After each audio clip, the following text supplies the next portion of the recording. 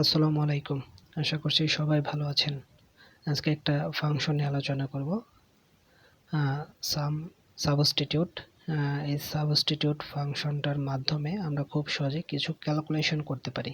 আমরা নর্মালি কোনো এক্সেলে যদি ক্যালকুলেশন করতে যাই, সেক্ষেত্রে আমরা সাম ফাংশন ব্যবহার করে কিন্তু ক্যালকুলেশন করি, কিন্তু কোনো সংখ্যার পাশে যদি কোনো লেখা থাকে, যেমন কেজি, ডজন, এরকম যদি ক্যালকুলেশন করতে যাই, সেই ক্ষেত্রে কিন্তু সাম ফাংশন দিয়ে আমরা সেটা ক্যালকুলেশন করতে পারবো না। তো সেটার জন্য সাবস্টিটিউট ফাংশনটা ব্যবহার করে কিভাবে ক্যালকুলেশন করতে হয় সেটা আজকে দেখানোর চেষ্টা করব।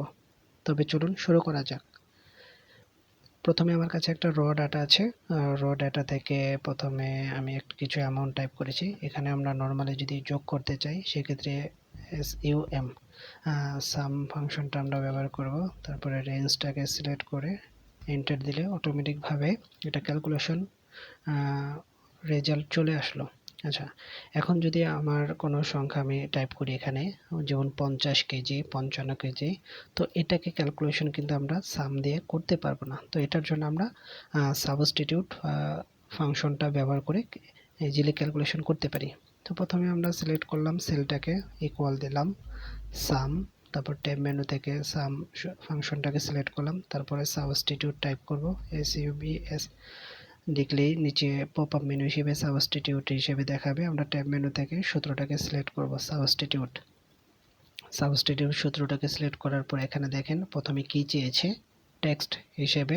আমরা টেক্সট বলতে আমরা যে র ডাটাটাকে সিলেক্ট করব, সেই রেঞ্জটাকে সিলেক্ট করে দেব এখানে, তারপরে কমা দিলাম, তারপরে ওল্ড টেক্সট হিসেবে আমরা যেই টাইপ আছে এখানে 50-এর পরে কেজি, সেই কেজিটাকে টাইপ করব, ইনভার্টেড কমা দিয়ে ক্লোজ করে দেব। এটা inverted comma KG, inverted comma দিয়ে ক্লোজ করে কমা দিব। তারপরে নিউ টেক্সট হিসেবে আমরা কিছুই লিখব না, ইনভার্টেড কমা দিয়ে আটকে দেব। ইনভার্টেড কমার মাঝখানে যদি ব্ল্যাঙ্ক রাখি, তাহলে এটা অটোমেটিক ক্যালকুলেশন করে নেবে। তারপরে এটাকে আমরা ফার্স্ট ব্র্যাকেট দিয়ে ক্লোজ করে দেব, তারপরে +0, তারপরে ফার্স্ট ব্র্যাকেট এন্টার।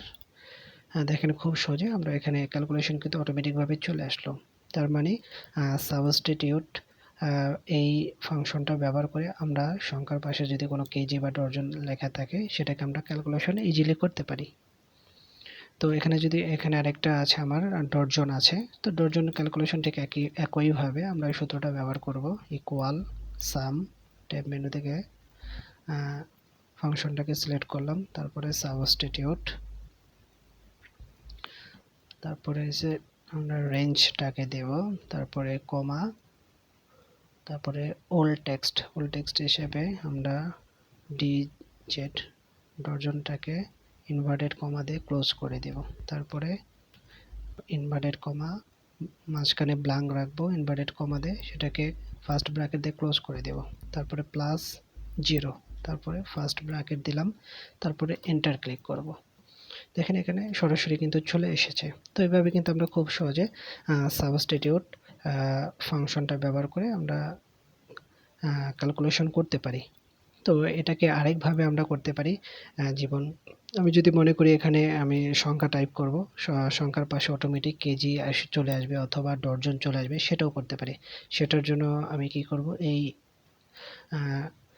ঘরগুলোকে সিলেক্ট করব, যত ঘরগুলোকে আমি বসাতে চাই সেই অনুযায়ী সিলেক্ট করে এখানে রাইট বাটন ক্লিক করব, তারপরে ফর্মুলা বারে ক্লিক করব। সেখান থেকে আমি কাস্টমে যাওয়ার পরে এখানে দেখেন জেনারেল আছে, এখানে আমি জেনারেলটাকে রিমুভ করে এখানে 0 টাইপ করব।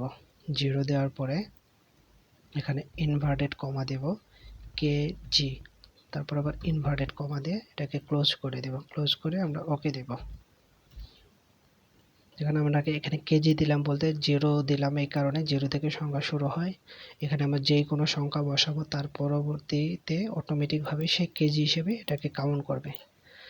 এখানে যদি আমরা 10 দিই, দেখেন 10-এর পরে কেজি চলে আসলো। এখানে 15 টাইপ করলাম, অটোমেটিকভাবে কেজি চলে আসলো। 30 টাইপ করলাম, কেজি চলে আসলো।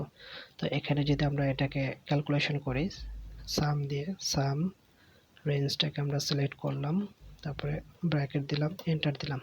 দেখেন অটোমেটিকভাবে কিন্তু শো করছে।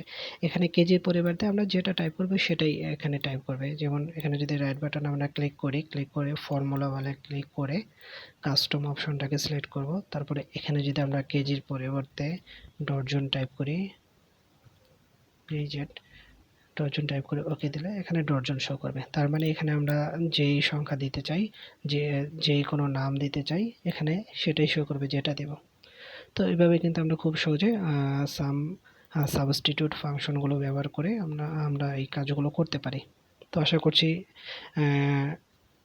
এই সূত্রটা আপনারা সবার ক্ষেত্রে কাজে লাগবে।